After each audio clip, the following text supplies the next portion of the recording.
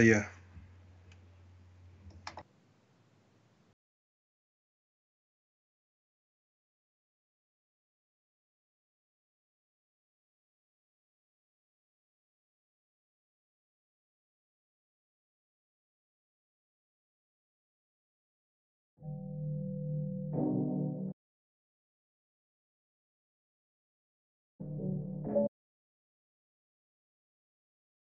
You are now listening to the Team Heel Podcast. Describe what Marcellus Wallace looks like. Say what again? Say what again? I dare you. I double dare you, motherfucker. Say what one more goddamn time. What? He looks like a bitch. It's still real to me, damn it!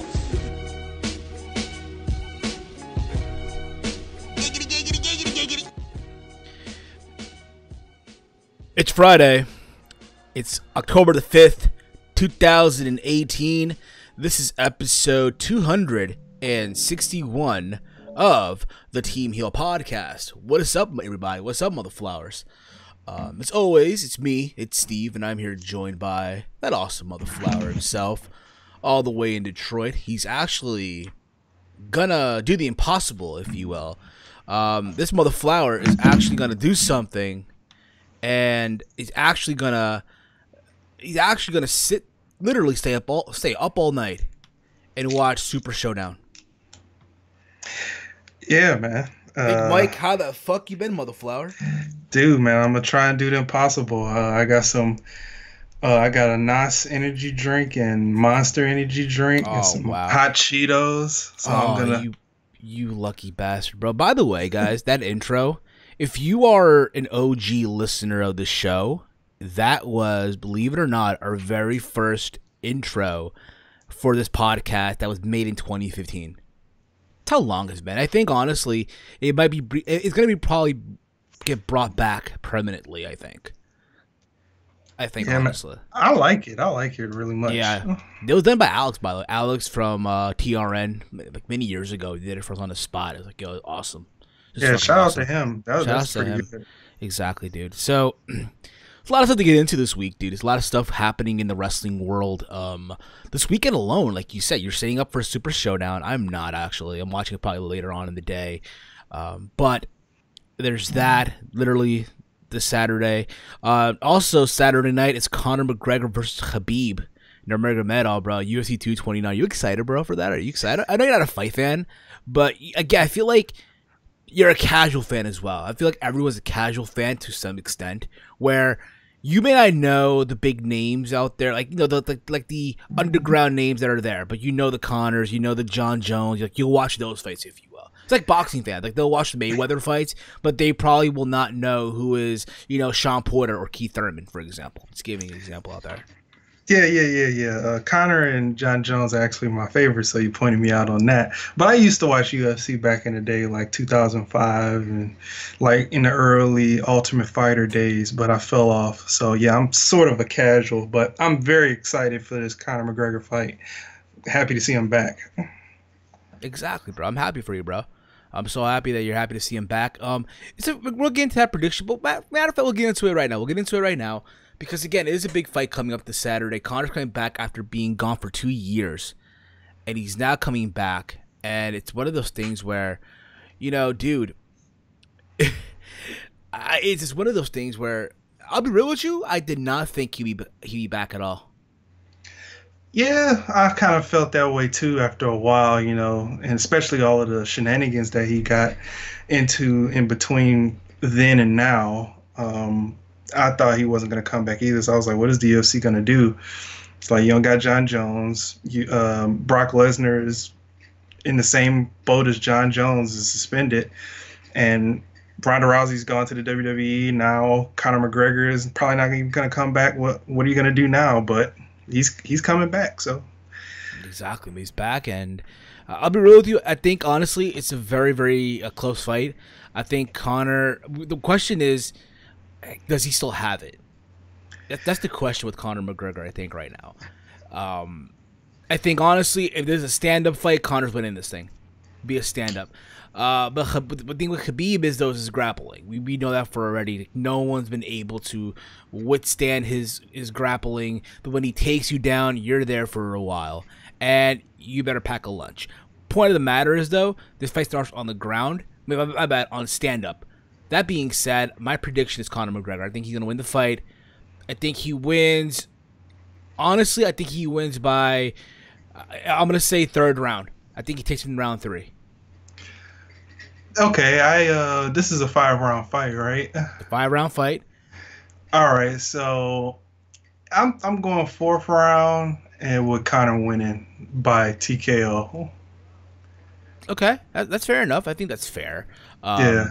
Third round. Okay. He has the reach advantage. He does, absolutely. He has the reach advantage. I think, but the problem with Conor is, though, and I've said this for a long time, is his conditioning at time. If you watch the Nate Diaz fight, when he fought him the first time, he got gassed out. But he was huge, though, because he had to go up a level. Yeah, he was up. He was huge. He had to balloon up, and he just really wasn't there. But the point of the matter is, dude, this could be a crazy fight, dude. I cannot wait. And you know for a fact, I said this before, dude, not more than anything, I look forward to seeing his entrance, dude.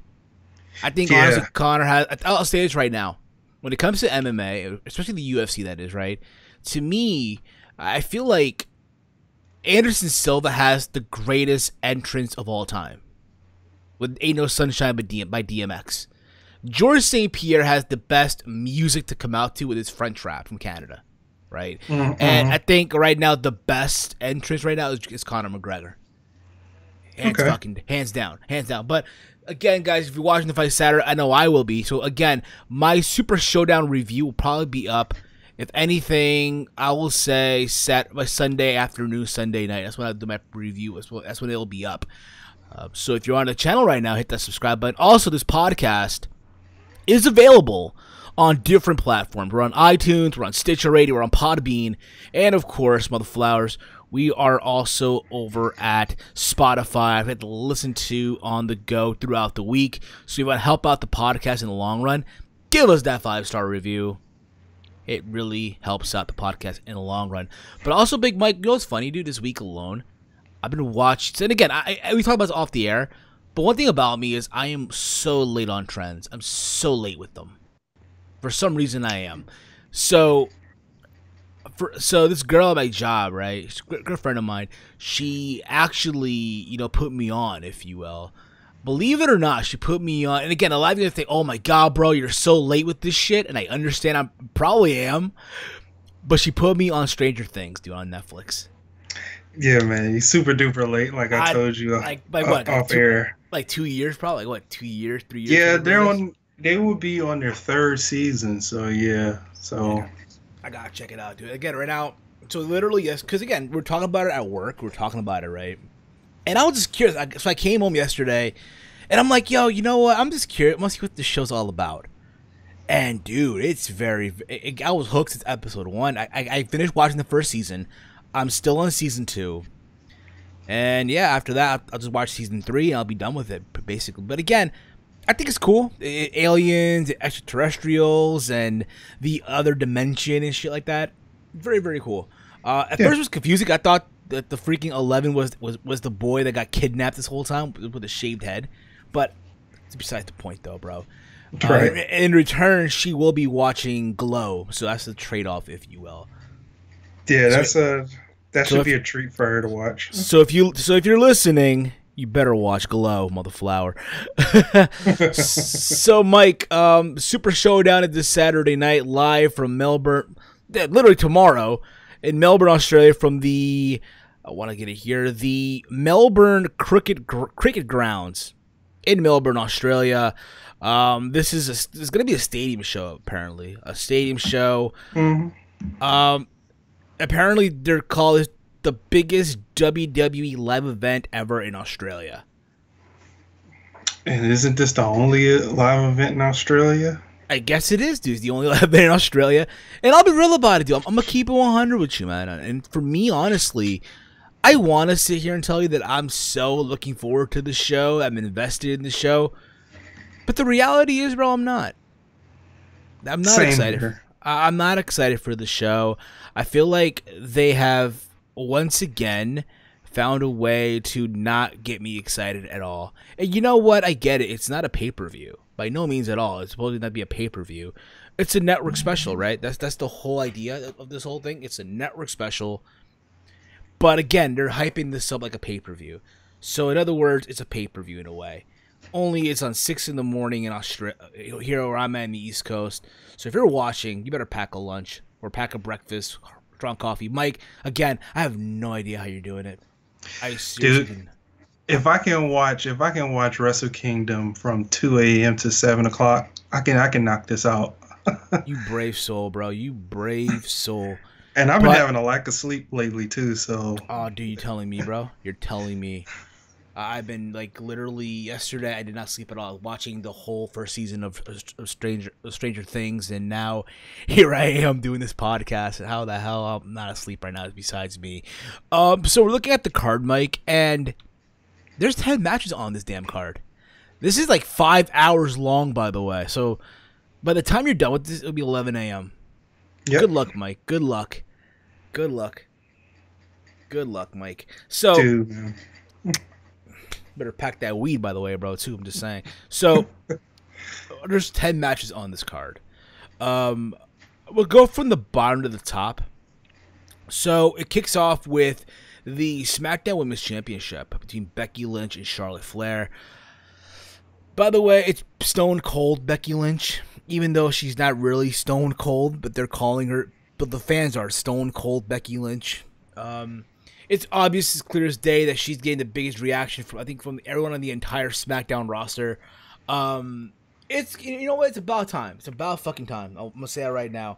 You can just tell that the WWE does not want that to happen because, again, the Golden Girl is Charlotte. That she's the Golden Girl in this whole thing. Yeah, she's the Golden Goose. Golden Goose, and it should be a fun match. Again, do I look at this as a house show? And I do not think, honestly, they're gonna waste a title change on this show, especially for this title. Especially for this title, because the thing is, too, from what I'm hearing, they're gonna go at it again at Evolution. Right. So my prediction is I'm gonna go with Becky Lynch retaining her championship by disqualification. That's my prediction. I think, Becky's gonna win, but I think she's gonna cheat because how Charlotte's totally dominated her at the end of SmackDown. I think she's feeling on edge, so I think she's gonna cheat, and then we're gonna get the rematch at Evolution. Yeah, we'll see, but I think that's gonna happen though. I'm going with Becky. I think you are too. We then get the tag team match of Asuka and Naomi. Yeah, that's right. It's soul food and teriyaki food, by the way, okay? If you think about it. Versus the Iconics of Billie Kay and Peyton Royce. I think we can all agree here, all of us across the board, that the Iconics have been a total bust since coming to the main roster. It's no secret. Yeah. I'm sorry. Dude, you can't prove it's just terrible. You can't change my mind. It's sad, and it's so disappointing. It's so depressing. That segment on SmackDown when they had that off-screen promo going through the entrance, you saw the ending of that? Bruh. It was so cringe. I muted the TV. Did you really? I muted the TV, dude. I couldn't take it. You couldn't take it. You could not take it. I don't know how the hell you're going to take this match watching it live at freaking 6:30 in the morning. As long as they don't cut a promo. If they cut a promo, they're losing. They probably are. And again, you got to remember the Iconics are going in as the hometown heroes. I don't know how are they here, but it's their hometown. Okay, it's their hometown. Right. So they're gonna go in there. They're gonna probably get a major reaction. Can you imagine them going in there and they don't get a positive reaction at all? And it's just nothing but it get crickets. Like it's bad enough. Warm my soul. Like it's bad enough in the States, bro. We crap on the Iconics. How cringe, how boring they are, how just random they are on the mic. You get what I mean? And yet they go to their home country, and if they get the same reaction, bro, it's on WWE, not on them. It's on WWE. It's on the main roster. So I look at the end of the day. Have you seen the construction pictures and all that stuff? Honestly, no, I have not. Have not seen anything at all. The stage really isn't that big. the area where the ring is sort of big, but they made it that big because it might rain. Yeah, they always, bro. All these outdoor stadiums, they do that. They have like that giant thing on top of the ring in case it rain. They've been doing that for years. So it's a custom though. It's a custom, but hopefully it looks nice. Again, it's a stadium show, so you know WWE gonna go out of their way and put the pyros and all the special lighting effects and stuff like that. So. Oh yeah, pyro is confirmed. They were testing it. Yeah, exactly. So I'm gonna go honestly here. Because I feel like they deserve it, I'm going to go with the Iconics. But a part of me says they will not win. But I'm going to go with the Iconics anyway. Yeah, I'm going with Naomi and Asuka. I think it's only one person that deserves a win on this show that's from Melbourne. And it's not them. Okay. Fair enough, man. Fair enough. I'm just going through also Instagram, what Chase posted on the IG. He's funny as hell. But anywho, we have the New Day defending the SmackDown Tag Team titles between the Bar, Cesaro, and Sheamus. And I'm going to say this right now: as much as people enjoy the New Day, and I'm pretty sure a lot of you enjoy the Bootios and the pancakes and Mr. Bootyworth, what have you, like you did on Tuesday. Which, by the way, dude, I don't know about you. But that Mr. Bootyworth guy, the chef that was there, right, that they used for that one segment on SmackDown this past Tuesday, tell me that did not look like a Make-A-Wish kid. Yeah, turns out that was Dewey Foley. Everybody is saying. Are you serious? This whole time, that's what everybody's saying. This whole time, bro, he looked like a Make-A-Wish kid.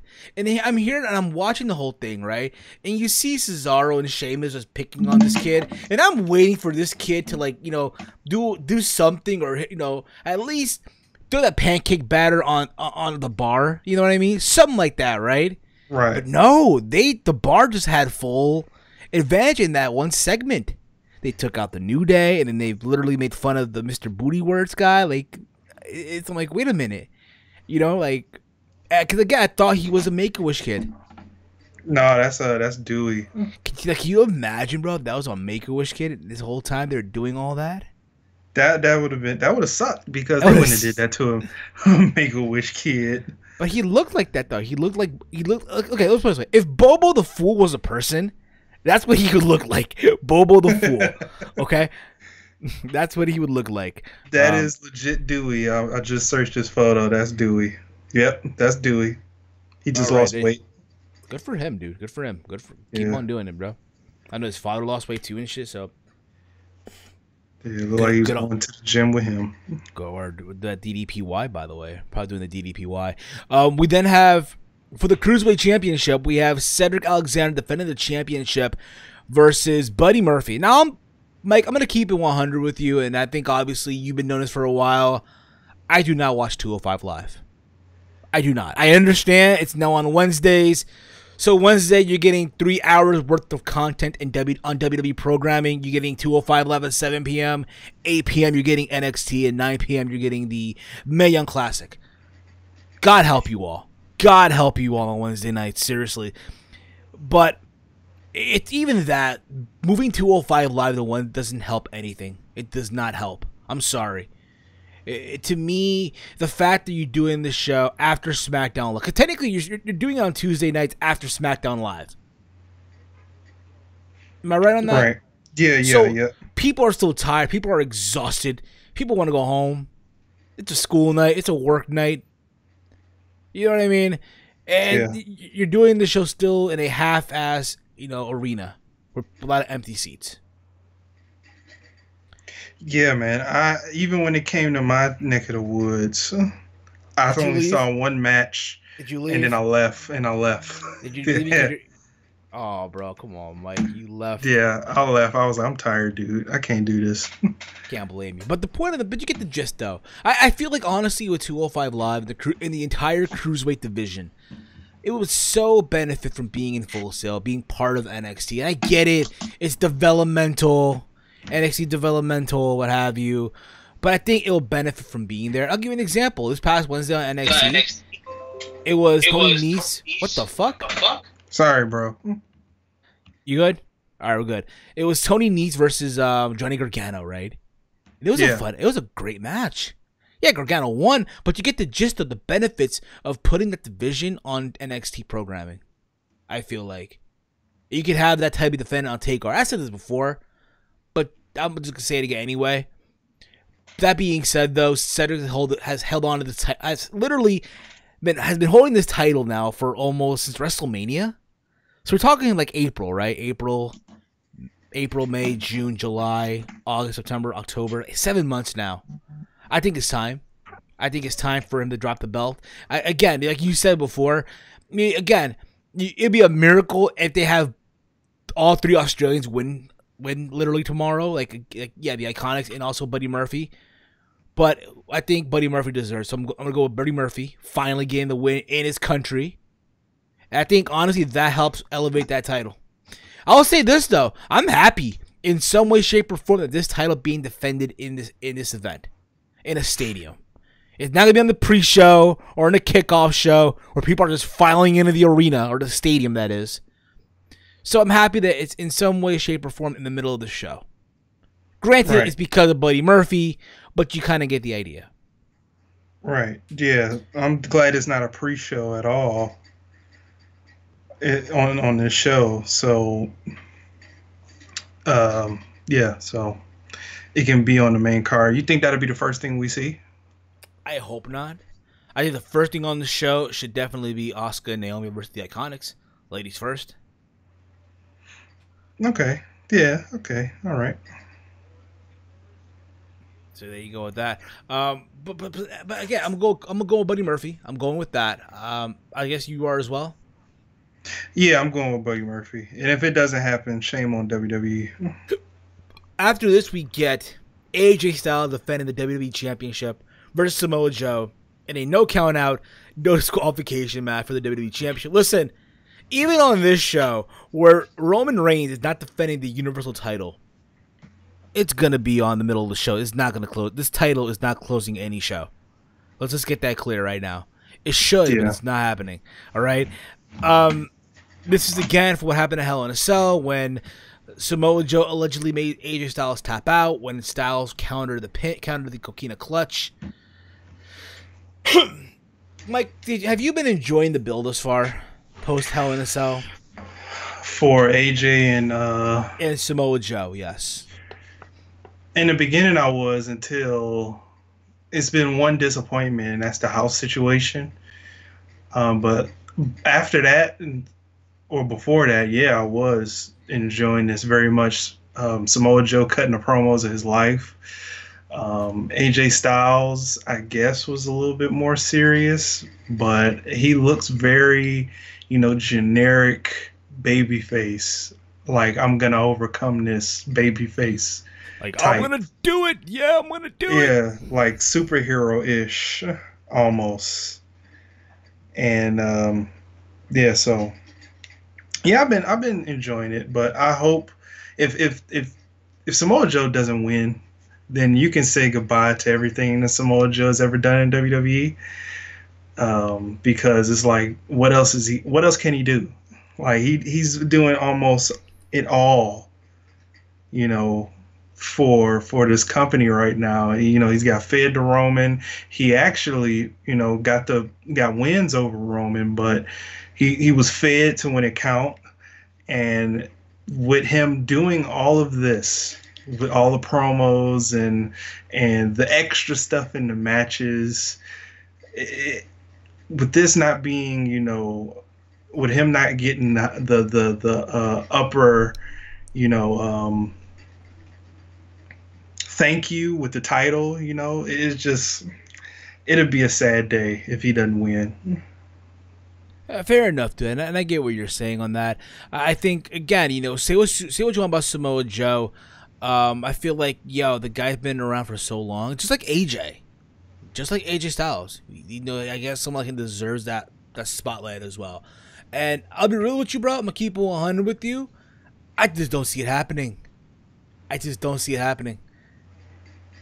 Yeah, I don't see it happening either, man. Because the way the story's been going, okay, here's Samoa Joe going to Styles' house, trying to fuck with this guy's head mentally, saying that when he's done with them, he's gonna be the new daddy, right? The new daddy of Wendy Styles and the kids and all that, which I think is cheesy. He's very like soap opera-ish, if you will. It reminds me a lot of when Eddie Guerrero and Ray were feuding for the custody of Dominic back in like 2005. It has that vibe almost, but not to that degree where there's no ladder match or anything like that. But I can appreciate the attempt. I can appreciate it. All right. That being said, though, I'm going to go with AJ Styles because I think, honestly, at the end of the day, they're doing this whole story where he has to prevail. He has to overcome all this shit. So I'm going with AJ. I'm going with AJ. Same here. I'm going with AJ as well. Go with AJ Styles here. And again, you know, I think, but eventually, though, AJ needs to drop the belt, though. He needs to drop it real soon. I think he's going to drop it eventually, though. We'll get to that when we get there. You're right. But again, keep this in mind. With Roman Reigns not defending the Universal title, this title match between Styles and Joe will still not main event. Just keep that in mind. Right. Yeah, and that's a sad state of affairs. You know what is gonna probably main event that I heard? And I have no problem with it either. Talk about we'll get there. We'll get there. Yeah. Okay. We then have the Bella Twins, and we have we have Nikki Bella and Brie the what's the word I'm looking for? Brie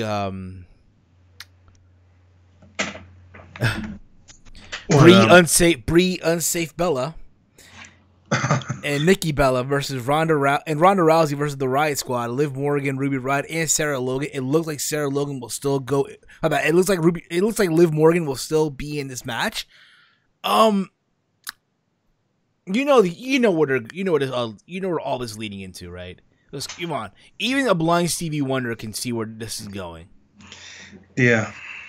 And we're talking about the fact that it's going to be Nikki Bella and Ronda at Evolution. So I think in this match and in this whole thing, I think the Riot Squad need to have a win. Keep this in mind. Have I been a fan of this idea on Raw that we're getting Brie Bella and Nikki versus Sarah Logan and Liv Morgan? We're getting Ronda Rousey and Sarah Logan this past Monday. I know we had that match. I think it's dumb. If you're gonna touch on the pay-per-view, why have them have these matches leading up to that show on Monday Night Raw? I think it's stupid. I hate when they do that in wrestling. I just hate when they do that. But I think honestly here, you give the win to the Riot Squad. You could have Liv Morgan pin Brie Bella. That's not happening. I know it's not, but you get the gist though, right? And you know what? Because eventually, like I said before, they're gonna go with Nikki and Ronda at Evolution. So how do we get there, right? Right. So you have Liv Morgan pin Brie Bella, and they're all when it's all said and done, the three of them are in the ring, right? You talk about the Bella Twins and Ronda Rousey. They're in the ring, and they're all like again at peace. They're all whatever, hugging whatever, and then out of nowhere, Nikki attacks Ronda Rousey. And I know it's going to look so stupid, right? Because we're calling Ronda the baddest woman on the planet, right? But yet she's getting her ass handed to by freaking Nikki Bella. I get that. So that leads up to Evolution. Here's what I think is going to happen. Okay. I think they're going to win the match, but I think it's going to be like a miscommunication. Like like Ruby throws Ronda into Nikki, and then Brie, I guess something's gonna happen into some sort of that, and then she still gets the win, but Nikki be like, "What the heck is going on here?" And it was like it was an accident, and then they'll probably start fighting and all that type of stuff. It's gonna look weird, but I think Ronda and the Bellas is going to win a match regardless. Okay, fair enough. But for me, I'm going with the Riot Squad. But again, with the idea that they're going to lead up to Nikki and Ronda at Evolution. We get the Shield, Dean Ambrose, Roman Reigns. That is being, again, the Universal Champion Roman Reigns. And the Intercontinental Champion Seth Rollins versus Braun Strowman, Dolph Ziggler, and Drew McIntyre in a six-man tag. I'll be real about it. I have not been enjoying this feud. I have not. I hate this idea that, hey, we're going to tease Dean Ambrose heel turn, then we fucking ruin it on TV. At the same time, oh, Mike, by the way, we're going to tease that Drew McIntyre might turn heel. Matter of fact, no. On the Go Home show, we're gonna build up some dissension amongst the Dogs of War. Yeah. Right? Yeah, I don't like it either. To me, makes zero sense at all. But this, again, the same group that trying to go after the Shield with the same tactic. They're trying to also serve some dissension amongst the Shield with Dean Ambrose trying to have him turn heel on the Shield. But the point of the matter is, bro, I've not been enjoying this feud. I have not. I think it's there. Again, with the idea that a crown jewel is maybe Roman, Braun, and Brock. What needs to happen here is Braun Strowman pinning Roman Reigns. That needs to happen on this show. Yeah, or Braun Strowman winning in any sorts of fashion. So there you go with that. We're gonna go with the Dogs of War here between Braun Strowman, Dolph, and Drew McIntyre. We then get Daniel Bryan versus The Miz, where the winner receives a WWE title match in the future. They haven't announced for when it will be, but it's in the future, right? So for this, listen, I did say leading up to this that, WWE gave away the WrestleMania plan for the WWE title, right? I did say the idea is to have Miz win and have Styles win, to have Miz beat AJ Styles at, let's say, Survivor Series for the WWE title, right? Mm-hmm. And that leads to Bryan winning the Royal Rumble. Now, listen, hear me out on this, right? What if it's and again, I think it makes zero sense, but again, knowing WWE, how dumb creative can be at times. What if Bryan wins, right? And you do Bryan and Styles as Survivor Series. Okay. And then Bryan wins, and it's Miz winning the Royal Rumble. And at WrestleMania, you do Bryan and Miz for the championship. Because after all, the big idea is, oh my God, Bryan gets to win over the Miz, right? Even though it's happening here, but the big idea is he's getting a big payoff, like in the stadium, what have you, at WrestleMania, right? That's the big goal. I don't, but you get the idea. What do you think about that, bro? What do you think? Just tell me how stupid it is. I know it's stupid. I know. Yeah, but we got to get there somehow. So, yeah, I agree with you. There's no other way. Well, you can flip flop it, but there's no other way. We got to get there somehow. And if they don't use that, and with the rumors saying that Vince wants a repeater for the Royal Rumble, and we might not get that, it will be crazy, but hopefully we can get something of sorts of that. But I pretty much agree with you. Okay, fair enough. But I'm gonna keep it real with you. I did throw that idea, but honestly, I'm gonna go with the Miz. I think Miz gets to win here. You do this whole thing where, well, because again, on this show, the women can't go, obviously. So you're gonna have Maurice get involved and have her, I don't know, attack Bryan in some way somehow, and that leads to that. So I'm gonna go with the Miz actually getting the win here. Yeah, I'm going with the Miz as well. I think he needs a win. He needs to keep winning over Daniel Bryan until Daniel Bryan snaps. Yeah. We then get Bobby Lashley and John Cena in the tag team match versus Elias and Kevin Owens, aka the Heat Seekers. Boy, how about Seattle, bro? How about Seattle, bro? Dude, man, that was probably one of the greatest things ever happened. Like a sports heat that you could ever get, other than The Rock in Sacramento. Bro, Gary Payton wished. Yeah. He wished he was here with that heat. Holy shit. Either him or Kevin Durant, with him being a snake. Did he ever play for the Sonics? Yeah, he was drafted by the Sonics. There you go. Okay. He was drafted by the Sonics. The last player that was drafted by the Sonics was Russell Westbrook, and then the next day they moved to Oklahoma. Like legit the next day. Okay, fair enough. But listen, the idea that John is back, a big match, John.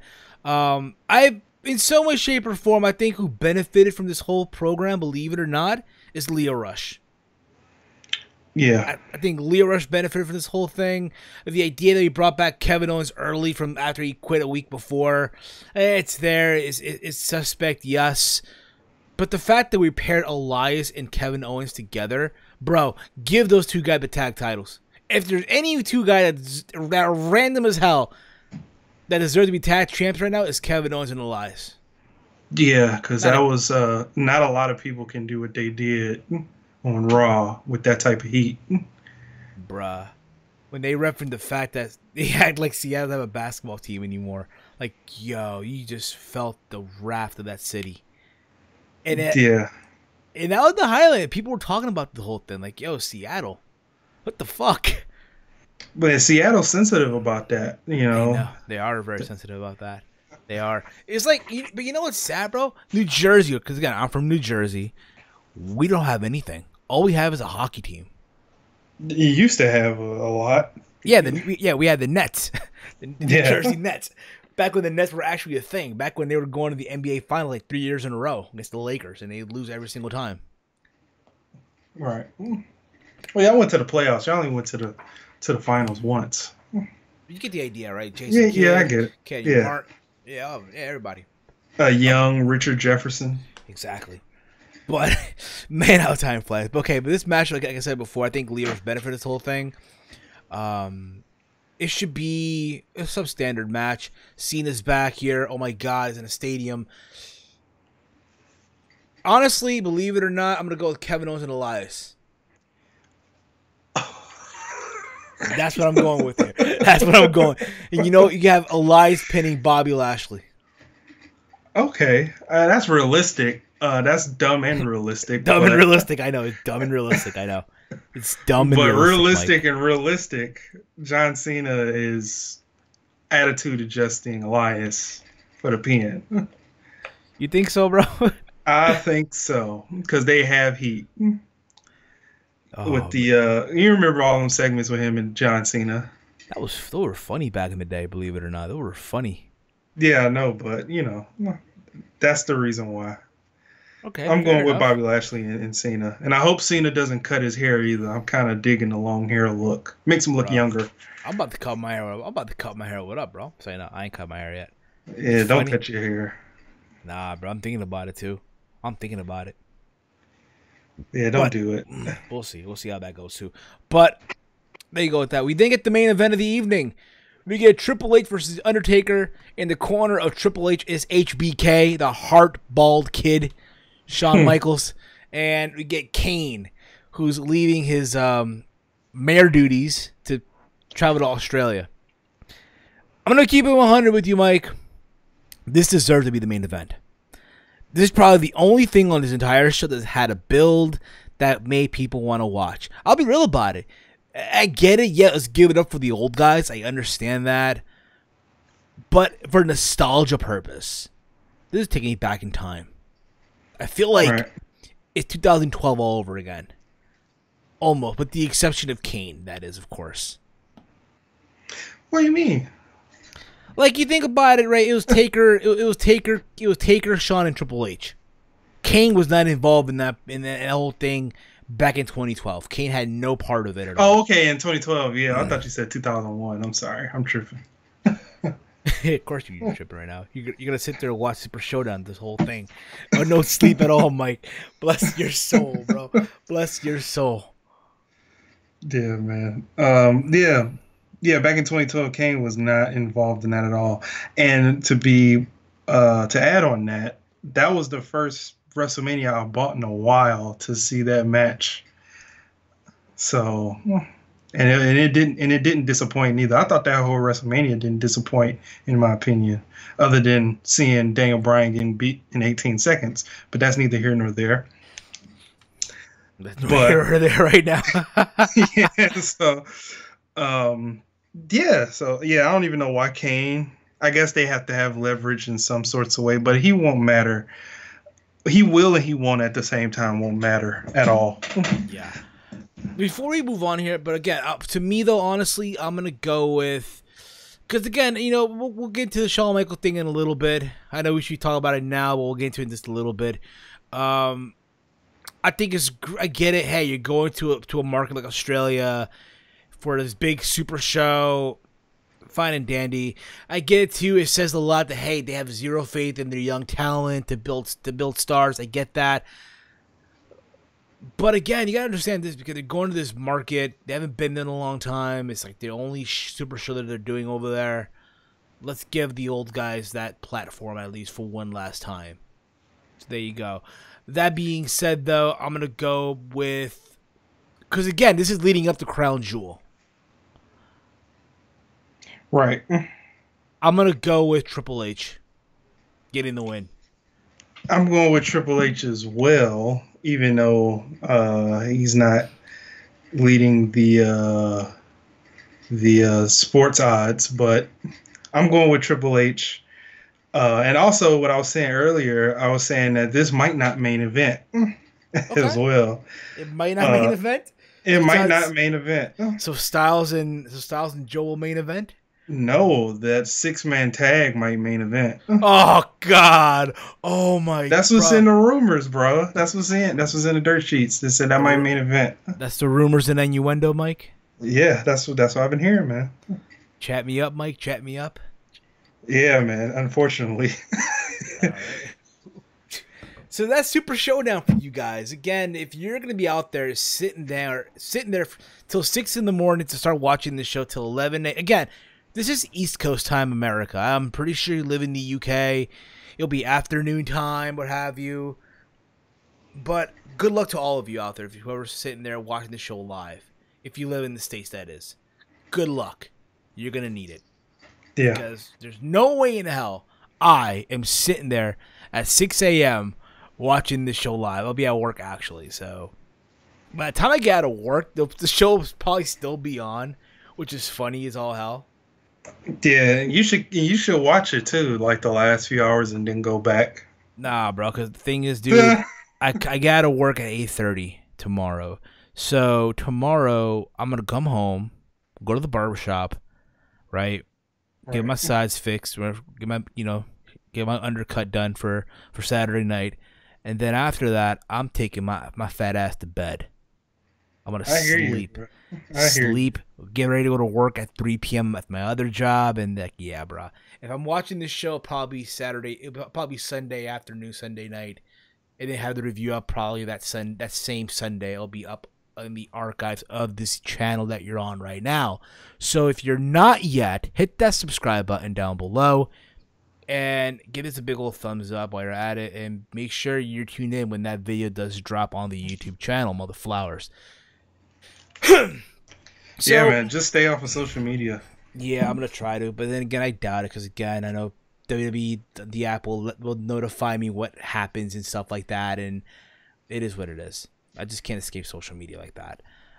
Reading here the comments, by the way, because again, I appreciate all you guys that are in the chat. I appreciate all of you again that are in the chat right now. We have the Unigamer, we have Skullmetal91, we have Michael Corbin, longtime listener of the show.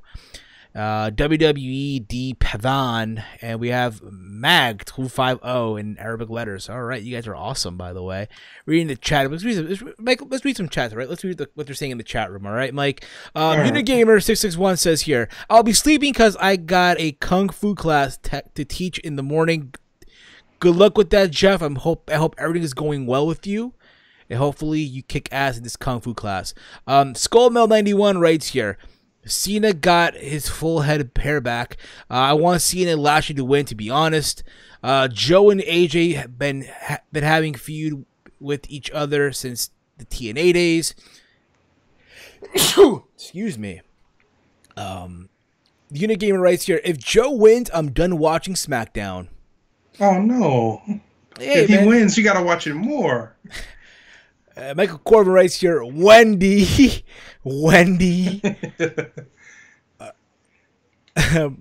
Corbin also writes here, randomly, muffins are bald cupcakes. Wow. Yeah. Yeah, they are. Yeah. They are. They're bald cupcakes here. I'm looking forward to Triple H's Undertaker by Unigamer. Corbin writes here, I don't watch anything anymore. Stop watching Raw, SmackDown, pre-tape show, etc. Didn't even finish watching Hell in a Cell. Oh man, sounds like he's a hair away from quitting on the WWE in general. I mean, to each their own, bro. I mean, again, right now, that's why I always say, man, you gotta have alternatives. You gotta have options there, bro. This is why sometimes I'm happy to know there's companies like Lucha Underground, Impact Wrestling, believe it or not, Ring of Honor, New Japan. Which, by the way, New Japan this Sunday, I believe Sunday morning, or probably this Sunday morning, they have a show called King of Pro Wrestling, which is also going to be going down as well. Which should be a fun show. I know they had this past Saturday the Fighting Spirit Unleashed show here over there at Walter Pyramid, and was it San Francisco? Yeah, it was San Francisco, right? Yeah, Walter San Pyramid? Francisco. Oh, Yeah. no, my bad. It was Long Beach. Oh no, it's Long Beach. Yeah, Yeah, right, Long Beach, right, California. Right. I thought the show was there. Not really not the strongest New Japan show that I've seen from the States, but it was I there. didn't watch it. To each their own, Mike. To each their own. We found out that it's going to be Cody, Kenny Omega, and Kota Ibushi in a triple threat to crown the IWGP US title. So literally a triple threat for the IWGP heavyweight title. Cody on that show won the IWGP US title. So not only is he the NWA World Champion right now, not only is he the ROH 6-person tag team champion right now, but this motherflower Mike is also now the new IWGP US champion. Gotta love That's it. That's my boy. That's your boy. Okay, that's your boy. Cody. I love Cody. There you go. There you go. People got love for the Cody. There you go. Got love for the Coatster. All right. Been a Cody fan since 06. You were a fan of Stardust, Mike? You were a fan of Stardust? No, that was before Stardust. This was like even pre-Legacy. Look here, pal. Look here, pal. When he was losing all the time on Raw, he had to get his father. I'm telling you. For him to win. Look here, pal. I'm calling it out, pal. That Cody Rhodes guy coming back to the WWE, pal. Ha ha ha ha ha. I'm gonna buy the Bullet Club. He might. I'm gonna buy the Bullet Club, which is fun. I mean, we'll see how that goes too. Speaking of Japan and all that, dude. So this past week, Dragon Gate did a show in Korakuen Hall. Keep this in mind. I don't watch Dragon Gate. I just don't. I don't have time. Okay. Me either. But at this show, someone returned. In a new name, formerly known as the King of the Cruiserweights, formerly known as the man that created for God, Neville. Neville returned now under the name of Pac. He showed up at Dragon Gate this past week in Korakuen Hall, and he teamed up with Iita Kobayashi, and he picked up the win in the tag team match over Shingo and BXB Hulk. He hit the Red Arrow, and now he is part of this RED faction. And literally, he cut a promo saying that he'll destroy all the favorite stars. And the thing about it too, there was talks of him apparently having travel issues, right? And now he's in Japan. The other thing about I think it's great. I think it's awesome that he's now in Japan. He's tearing it up in Dragon Gate.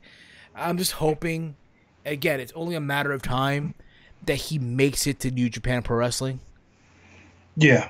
Because I think that's where you're going to shine. Just think of the matches you got to make in New Japan right now. With Neville as a junior heaviveight. You think I got an idea. It might be, when is the reveal of the new LIJ member is going to be? I think I don't know when, but it could be him. But that's what I'm saying. Because I do know that Neville has a couple of dates that he has to again fulfill with Dragon Gate before he even thinks about going to New Japan. It's up to him though. It's up to him. You know what I mean? But the idea of him in New Japan.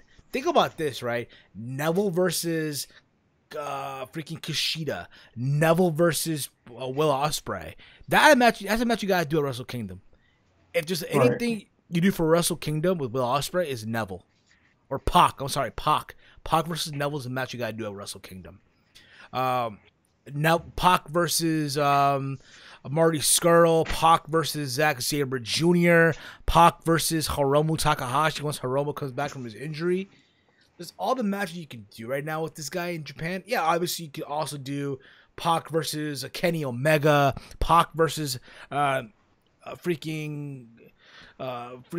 Tanahashi, Pac versus freaking Naito, Okada. Oh my God, there's so much stuff you could do with Neville right now on the independent circuit. And what a time, bro! What a time. Yeah, man. The Indies seems like it's getting a lot of good talent, you know, from WWE to people that hasn't been used properly. And they're going to have to revalue their stocks and tear it up on the Indies. So it's a good time to be a wrestling fan if you like the Indies. Yeah, it is. Absolutely. I think right now it's a good time. I think right now the Indies are just killing it, tearing it up right now. And again, just the sky's the limit for Pac. I'm calling him Pac. I know I'm still going to call him Neville Pro because I'm accustomed to it, but you kind of get the idea. Like, I'm just accustomed to it. I can't help myself. Right. But what a time, bro. What a time to be alive right now for Pac. All right, moving along here, bro. Moving along. So this past Tuesday on SmackDown, Aiden English revealed that Lana in Milwaukee, the Milwaukee special, bro. Jesus, man. I'll be real about it. I found it entertaining. I get it. It's corny. It's corny. It's very goofballish. I get it. But for some reason, I can appreciate it for what they try to do. So what they did is they showed a video. I guess it was Aiden English in his hotel room. I guess he was preparing himself, whatever. He had no shirt on, and the door knocks, and it's Lana. And I guess it's the whole thing where she's saying that she would want to say this for a long time, and she says, "Aiden, I want you," and then the video pauses. Yeah, man, that rubbed me the wrong way. The video paused, and it's like, okay. Yeah, bro, that rubbed me the wrong way. I didn't like it. I mean, you know what it reminds me of, dude? You know what it reminds me of, believe it or not? WrestleMania 8. Randy Savage and Ric Flair. Yeah. Where, did you ever watch? So, in case you're wondering, okay, did you ever know about that feud? Did you ever, like... That's when Flair and was going to expose him with Elizabeth and all that type of stuff. Yeah, exactly. Yeah, that's what it reminds me of. Granted, there's no photos here now because we're in 2018. Everything is now digital with smartphones and shit like that. All you gotta do is press play and you see the video, whatever. That's what it reminded me of in some way. In a modern version. Like, granted, it's not at WrestleMania. They're not fucking headlining the show for the championship. But in some way, shape, or form, that's what it reminded me of almost. Like, here's Aiden trying to expose something here, and he's toying with Rusev, he's toying with Lana, and eventually, though, it's going to lead to Rusev finally getting his revenge on Aiden English. Yeah. So I can appreciate it, dude. I can appreciate it for what it is. I look forward. And you know what, too, dude? You know what it is also? It makes people want to tune in the following Tuesday on SmackDown just to see part 2. Yeah. Yeah, I guess. And it's going to be a letdown, but, you know. I know it is, bro. I know it is. But, again, you get what you get from it, though. Come on. You get what you get for it. Also, a little longer because, again, we're about to wrap up the show just a little bit. This past Monday on Raw, dude. Chat me up, Mike. Bald HBK. Dude, man, I laughed so hard once his hat plopped off. Bro, so I caught this too, bro. So he comes out to the ring. He's wearing a cowboy hat. He always wears a cowboy hat, right? Right. And I'm like, wait, is he wearing a do-rag? Is that a wave cap or a do-rag underneath the cowboy hat, right? Dude, it's like those bandanas that football players wear, like the white football players. So they hair won't get caught, you know, in the front part of the helmet. It was like that, but he didn't have no hair. I guess it was a sweat protector. Nah, but dude, it's funny. So he gets in the ring, talks about how he's going to be in Australia. Kane comes out, he choke slams him. The cowboy hat goes flying out of the damn thing. And I'm like, yo, he's bald. Yeah. You know what it reminded me of, bro? You ever watch the episode of SpongeBob when you were a kid and they thought that Squidward died, so Squidward's ghost, and they do this funeral for him, and Squidward goes to reveal that he's still alive, and he takes his hat off, and SpongeBob's like, "Oh, you're bald." That's literally what I'm like, yo, he's bald. Dude, I was laughing so hard, man. Like, I tears, bro. Like, yo, this is what they want. Like, are they sure they really want to pull the trigger on the match at Crown Jewel? He looks so old, man. No, I'll be real about it, dude. To me, he's no longer Shawn Michaels. I'm sorry. To me, that's not Shawn Michaels. Dude, the hair length that he had at the Hall of Fame. Did you see that when everybody was freaking out that he chopped the long hair? The hair that I can understand. Fine. Right. That right. I was like, okay, he looks nice with that. If he was to come back to wrestling, I would like that. That's the same thing Triple H did when he cut his. He had that poofed out, hair, but he buzz cut it. And I was like, oh, why did he buzz cut that?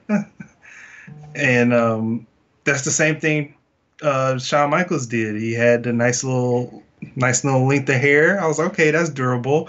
And then he just buzz cut it. It's like, no. You look weird. You got a lazy eye on top of that. You just look weird now. You're not even a sexy boy anymore. You're a weird old man. Nah, bro, I'm sorry. That's not Shawn Michaels. To me, that's Michael Hickenbottom, bro. I'm sorry. Exactly. That's not even Shawn Michaels. That's not the Heartbreak Kid. That's not HB Shizzle. That's just Shizzle. That's what it is right now, bro. That's right. It looks like he went to the barber, and the barber's like, you know what? Just fuck it. Just fuck it.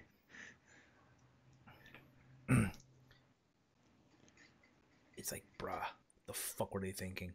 And this this is who they want back at Crown Jewel. Like, yo, if you have Shawn Michaels go out there into the ring with his ring gear on, with that bald head, no, bro, no. When you saw him at WrestleMania 32, right? He had his hair. He had his hair, but he looked great. He had his ring gear. He was in his ring gear. He was in his ring gear, and I was marking out when I saw that at home. I was like, oh my God, he's in his ring gear. Why is he taking his shirt off? He looks great. And then he just destroys the League of Nations. Yeah, there was that, and he was like, But that's the whole thing. Is like, if you cut your hair, use the length that you did before. Don't buzz cut it. Like, I guess he just got tired of combing it in general. And just said, screw it. Just fuck it. Fuck it. Fuck it. I don't know how he's going to have his hair grown back. He's probably not even going to grow his hair back. He's not, bro. At his age, bro, that ain't happen. Who are we kidding, bro? He need to get hooked up with Taker's hairdresser because he knows how to hide that long hair. Come on, bro. Who are we kidding here? At his age, bro, who are we kidding? I don't know, dude. It's not happening. It's just not happening no more. And it's again, just a sad sight to see. And that's who they want. That's who they want. Dude, what's gonna happen when these guys are not able to wrestle anymore? Who are they gonna depend on? You can't get The Rock every day. You can't even get The Rock for a small appearance on television. Who are they gonna count on? Taker is gonna be pushing 55 by the time he'd be like, all right, I'm done. I can't do it. I ain't gonna lie, bro. Like, the way Shawn looked, I can imagine myself when I chop off my man bun eventually, because I know it's gonna happen eventually. Right. Like, damn. That's why, no, I'm not doing it. I'm not doing it. At some point in time, WWE is gonna have to push their guys because these old dudes, they're not gonna hold up well. Everybody is not built like Ric Flair who can bump for an eternity. Yeah, I know. But again, I look forward to seeing what they do. I'll watch it, but again, damn, he's bald, bro. He's bald. Yeah. What the hell? What the hell, Mike? Super bald. He's bald like a cue ball, man. Bald like a cue ball. Shawn Michael Hickenbottom. Gotta turn the lights down when he come out. Oh, he's no longer a sexy boy. Oh no. Hide your kids. Now, you know what, Mike? I think it's time, bro. I think it's that time that... It's that time, you know. Oh, yeah? You know what time it is, bro. That's right. Ladies and gentlemen, it's now time for the TML Podcast Bobo of the Week. It's the Bobo of the Week. As you guys know, the Bobo of the Week is when we look and we choose someone that's done something that was stupid throughout the week on social media, and we just drag that shit to the ground. Drag that person through the mud, if you will, what the kids would say. And again, it could be anybody. It could be any celebrity in the wrestling world or even outside the wrestling, in the entertainment world. And for this week, Mike, who is it, Mike? Tell me. It is Psycho Sid. Sid Vicious. So, apparently, Sid Vicious complained about Paige being GM, says she should have been fired over the sex leaks.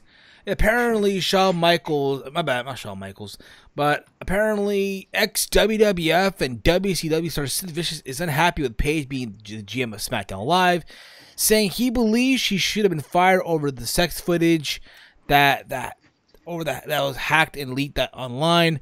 Sid was recently interviewed by the Hannibal TV, and when asked about Paige's role, he said, end quote, "I think it's the stupidest thing, but again, it goes to how the business is.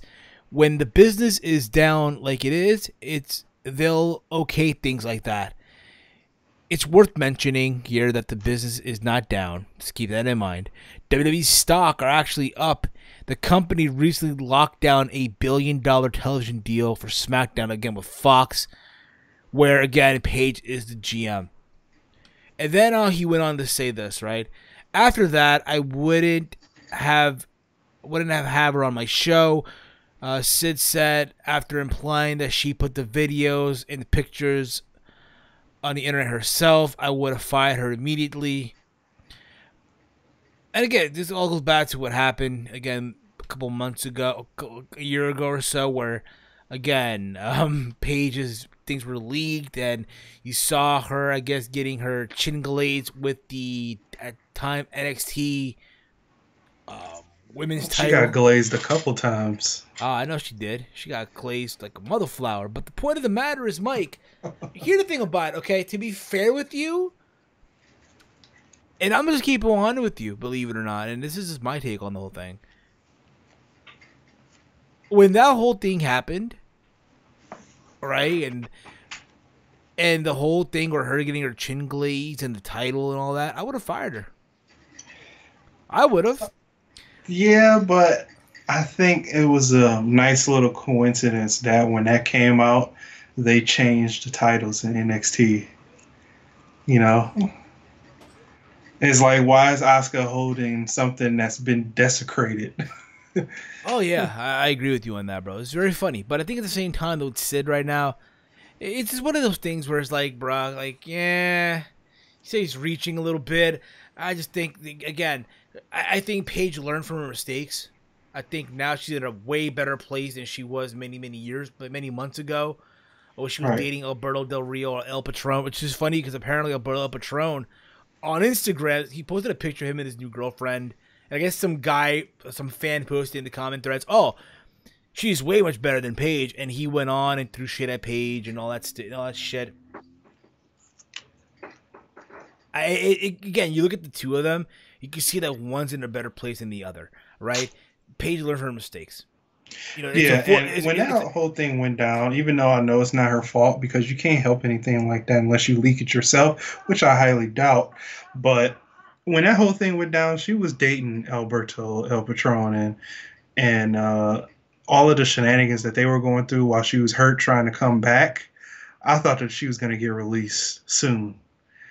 And I was like, oh, that's the cherry on top of the cake. She nudes leaked, and her boyfriend, ex-WWE star, is wilding out on the bosses.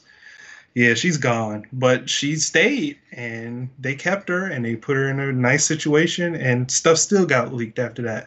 So it's really not her fault. And Alberto is an idiot because that is just not classy. Only sometimes females do that. That's a female trait sometimes. And you don't do that type of stuff. You just got to keep it pushing. So that's how I feel about that. He should be Bobo #2. There you go. Bobo #2 is Alberto Patron.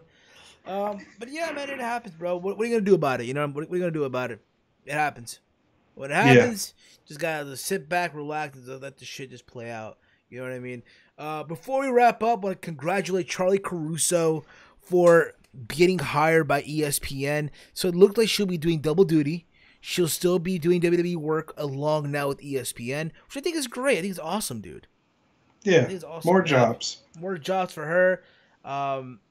Even though I still feel that, yeah, she's beautiful as all hell. I think she's beautiful. She does have the dick-sucking lips, if you will. Also, I think is beautiful is Kayla, don't Braxton. take my wallet, Braxton, if you will. That's 7-Eleven. Kayla, don't come to 7-Eleven, Braxton. But, again, we'll see where this goes. I look forward to seeing her stuff in ESPN. Good for her, like I said. Also, big breaking news here. It looks like Pete Dunne will not be. Right now he has an injury. He's injured right now. He is actually, per this, he has a messed up foot. From what it looks like, he was supposed to actually participate this weekend's. I want to say he was making an appearance in Canada for the Destiny Wrestling, which is ran by Santino Marella. And apparently they posted on Facebook the following, saying Dunn won't be able to make it to their upcoming show because he's hurt. No additional information has been made available to this time. Keep this in mind, Pete Dunne has not said anything public yet.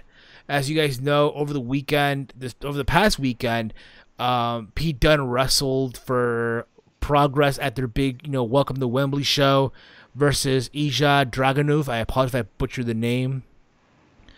Apparently, Low-Key is replacing Pete Dunne at the Destiny Wrestling event, and apparently also appearing at the show is Trent Seven and Tyler Bate. So keep your eyes on that as well. Hopefully speedy recovery. Keep this in mind, dude. Pete Dunne, believe it or not, dude, has surpassed 500 days as WWE UK champion. So right now he has the longest running championship streak in WWE in the company right now. Believe it or not. Yeah, he beat Oscar record too. He has right now. He had the longest streak right now in WWE for a title. That's good and unfortunate at the same time because they can't get the UK division off the ground yet. Yeah, but what's funny? You know what's good about that, bro? It's low key. You know what I'm saying? It's very, very low key. No mention of it, but it's happening though, bro. You know what I mean? It's good for him. Yeah, hopefully he can have like a Bruno Sammartino-esque run and hold the belt for like 4 years. Exactly. Quick question. This is from Dave Sack, The Extreme NWE. Is Omega's IWGP reign kind of comparable to the Summer of Punk? Not saying he won't be in main event, but it feels like he's been overshadowed by Cody. Not really, because you think about Summer of Punk with CM Punk, the whole story was, hey, Punk left, right? Punk left with the WWE title, and they had an opportunity to make that work, and it did not work at all. It did not work because, again, he came back the week after, and it was one of those things where they could have done something with it. Kenny Omega, on the other hand, he's a champion, but even with him, quote-unquote, being overshadowed by Cody, he's still closing the shows in New Japan. Right. In New Japan. So I'm going to say no on that. Tony Storm needs to win the Mae Young Classic. That win and Pete Dunne's longest reign will be legit qualifications for NXT UK. Okay, fair enough. Here's the thing about the Tony Storm thing. I want her to win too, but she's the headline female in the NXT UK brand. Hopefully that doesn't spoil anything for the final, because I I'm not gonna spoil the final, who's in the final, but hopefully that doesn't spoil because whoever she's facing in the final, I'm gonna just shut up right here. I'm not gonna keep going because I'm gonna just spoil Hey, it. bro, listen, bro, you can get low, bro. I'm just saying, all right. You can get low, all right, but it is what it is. But the point of the match, I get what you're saying, dude. I think honestly, from what I read, and again, I talked about this a couple weeks ago. The idea that they had was to have apparently freaking the girl that got hurt. What was her name? The girl that got hurt. I don't know because she keeps getting hurt. Tegan something. Tegan. Yeah, Tegan Knox. Tegan Knox. Yeah, that was her name. Tegan Knox. Right. She was supposed to win the tournament. Right. Really? With the idea that, oh my God, Toni Storm would go on to win the UK title in the NXT Women's UK title, right? That was the idea. Right. But again, she got hurt, right? So Rhea Ripley went over to the UK for NXT and became the NXT UK Women's Champion. From what it looks like, Toni Storm might end up winning the tournament. She might. True. And if she does, she might just be an NXT, just regular NXT, not the NXT UK, which I think will be a benefit for her, I think, honestly. Because the thing is, dude, if you can lock her to a deal, which you know eventually they will, they're eventually going to lock Toni Storm to a deal, they're going to lock Tyler Bates to a deal, Trent Seven to a deal, hell, even Pete Dunne to a deal. They'll all eventually will be locked to deals. It's going to happen. Right. So I think the faster you do that, the better off you'll be. I think Toni Storm needs to be in regular, NXT moving up to the main roster because I feel like that she's so polished and her character is so polished that once you grow upon that, she can be like big. She can be big, a big star. And she can work her butt off, man. I'm telling you. Like, she is something to watch. It's a must-see almost every time she hit the ring. Oh, I believe you, bro. I totally believe you on that. 100%. But only time will tell. Well, Mike, this was fun, bro. This was fun. This is awesome. Have we missed anything that we should have covered that maybe we should? No, I think we hit everything. I just want to make sure something real quick. I just want to make sure about something here real quick, if you don't mind. If before we wrap up the show here. Okay, so literally, if you think about it, Mike, once my calendar loads up here, by the way, next week will be the Go Home show to Bound for Glory. So next week we'll be giving our Bound for Glory thoughts and all that fun stuff. So yeah, man, Bound for Glory is next weekend. That is in New York. I am not going to be going. I could not get a ticket, and honestly, the idea of Johnny Impact and Austin Aries for the world title, nah, bruh, you good. Dude, have you noticed this? You just said, dude. dude. But dude, man, did you realize that Johnny Impact and his wife are getting title opportunities for no reason? Okay, Taya, I can understand. You can understand Taya? Okay, all right. There's no argument there. And I say that because, okay, Tess, come on, you think about it. You're not going to go do Bound for Glory and do freaking Tessa versus Allie again, or Tessa versus Su Yung, or Tessa versus, let's say, I don't know, Kara Hogan, who's green as shit. Yeah, she looks good, but she's not that good. And if you think about it, Tessa Blanchard is what you want. She's the best thing happening right now. That's not send the WWE. Right. So the only big match you could do for that show is someone like a Taya Valkyrie. Now keep this in mind. If you watch Impact but the week before that, this whole announcement where she showed up on the Titantron and all that, she got a flat reaction. She got a flat reaction for the people in Mexico. Keep this in mind. Taya Valkyrie has made a career in Mexico. Oh, wow. And she didn't even get a good reaction? Yeah, her career, you think about it, has been in Mexico.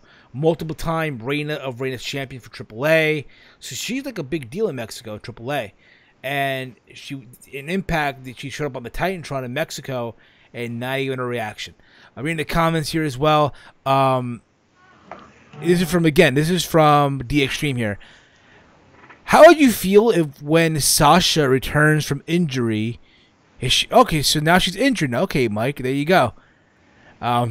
She comes back with Bianca Belair as her muscle, kind of an HBK Diesel duo.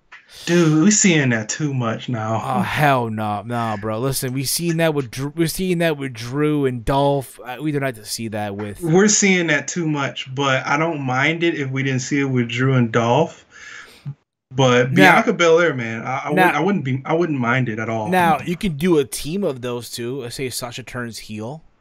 Pair up with Bianca Belair. That could work. Yeah, because I can see them feeding off of each other because they got the same almost personality. You know, she's like a bigger Sasha Banks. Essentially. Yeah, man, that's something to see. Not for nothing though, but Bianca without that giant freaking whip tail with their hair's all down, she looks beautiful. Oh yeah, for sure. Yeah, her wedding photos and her just chilling. Listen, bro, Montez Ford, marry well. I'm just saying that right now, bro. Yeah. Good taste, man. Beautiful taste. Anything we didn't cover before we wrap up the show, Mike? Let me know before we wrap up the show. No, just trying to get prepared. Mentally prepared and getting ready to go to war, man.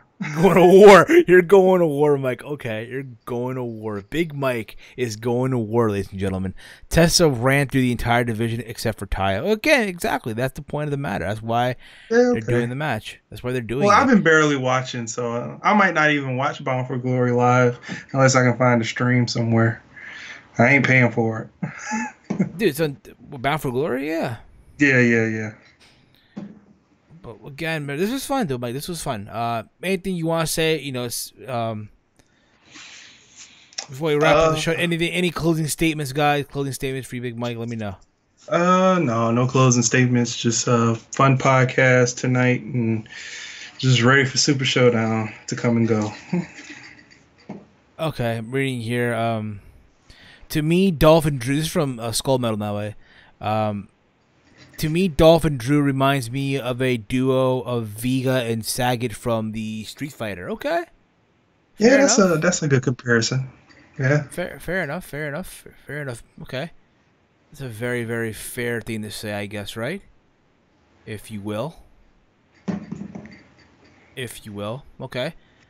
But that's basically it. Okay, Mike, let them know where they can follow you, bro. Let them know where they can follow you at, bro. Yeah, you can follow me on Twitter at BigMike199519 and on YouTube at Big Mike's Wrestling Recap Show. All right. And again, guys, you can follow me literally everywhere. Again, thank you all for tuning in this week. Again, this podcast is everywhere. On iTunes, Stitcher Radio, Podbean, Spotify. You guys are awesome as always. If you're new here to the channel on YouTube, hit that subscribe button down below. Give this a big old thumbs up. Share it through social media. Also, to help out the podcast, give us that 5-star rating on iTunes and also over at Stitcher. I want to give a big thank you to the homie himself at Salrex for the amazing designs that he's done for this podcast with the logo and all that. My logo for the month of October is in pink for Breast Cancer Awareness Month. All done by, I'm going to say it right now, in my opinion, Salrex is probably the best. No, he is the best graphic designer in the wrestling community right now. Not only he done work for this podcast, but for myself on the channel as well. But for Big Mike, that he's on right now with me here in this live awesome podcast. We're on the Skype call. Also with OK Favorite being Connor, JD from NY206. I'm pretty sure you all know who he is. The Solemn Monster as well. The people over at the No Holds Barred Wrestling Podcast, and the awesome people over at the Dad Ass Wrestling Podcast as well. So he's worked with so many people. So what the fuck are you waiting for? If you want awesome logos and layouts done for your podcast, hit him up now over there on Twitter at official Sour. I have a link to his Twitter down below in the description.